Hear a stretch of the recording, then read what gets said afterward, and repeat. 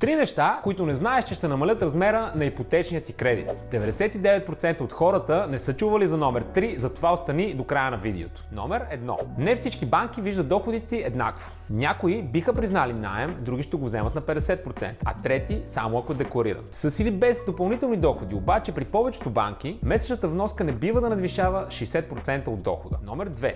Оценката на имота спрямо размера на кредита. Стандартно то 85%, но за панел в някои банки, например, максимум е 70%. Има и изключение в обратна посока. При отличен профил може да постигнем 90% финансиране, че и повече. И номер 3. Независимо какви доходи имаш и колко скъп е имотът, за банката ключов фактор е какво ще правиш с парите. При покупка и ремонт може да очакваш ниски лихви и максимален срок на финансиране. При същият имот и доходи обаче, ако заемът е за нещо различно, примерно стартиране на бизнес, нова кола или образование, тогава очаквай лихвата да е значително по-висока, а банката да намали сумата съществено. Ако искаш да вземеш максимум от ипотекирането на един имот, последвай ни.